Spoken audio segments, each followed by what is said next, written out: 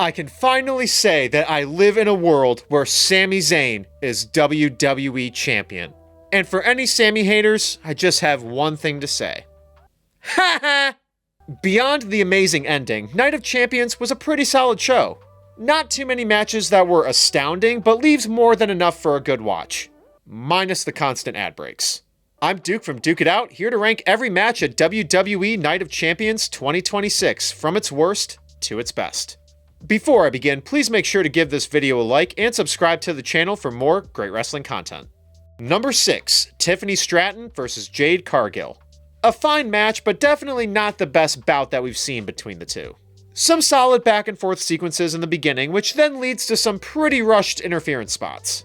At the very least, it's still a good setup for the eventual match between Jade and Charlotte, along with the alliance between Tiffany Stratton and Chelsea Green. Number 5, Trick Williams vs. Ricky Saints. A pretty good US title match that was mainly suffering from the crowd not being too reactive, and the outcome of Trick retaining was pretty easy to guess. It did give Ricky some good moments to shine, both from an in-ring perspective and his charisma. And with the post-match attack from Lil Yachty, I'm not even sure if this feud is continuing. Number 4, Oba Femi vs. Jey Uso. While there was no groundbreaking ring work here, I really respect that they orchestrated this as a clean singles match with no Lesnar or Bloodline involvement. And the progression was exactly how it should have been. Jey got some good time to shine, but Oba ate all of it with some good momentary selling, with his dominance being as clear as it could be. And the post-match promo from Oba was really damn good. If they pulled the trigger and have him main event both nights of SummerSlam, it'd be amazing. Number 3, Iyo Sky vs. Liv Morgan. Many fans have been wondering why the Women's World Champion was even in the tournament. But this was a really good Queen of the Ring finale. With Liv being champion, it added some unpredictability, especially when she was working on Io's leg. And speaking of Iyo, she put in a fantastic performance with some slick counters and sold the hurt leg really well. The ending did feel a bit sudden, but it was still the right result. And very hilarious that the Women's World title match at SummerSlam was determined by Danhausen cursing Liv Morgan. Number 2, Seth Rollins vs. Braun Breaker.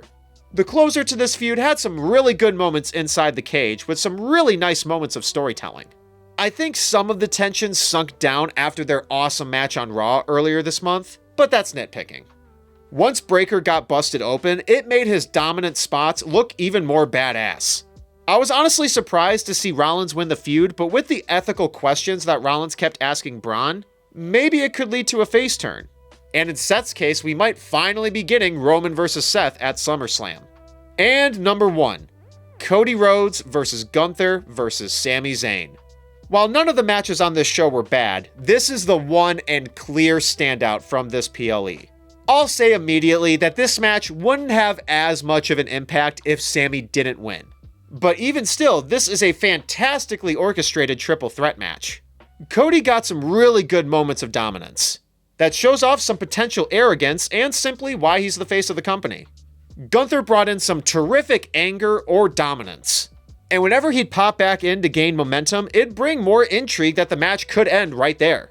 And Sami sold the desperation to win so well. In his 10th world title match in WWE, brought some fantastic moments either interfering in a potential finish, or one of his smoothest sunset flips in recent memory. And I have to give them props for using some creative spots that all three could be a part of. But the true standout is the finish. Genuinely one of the most shocking wrestling moments of the year.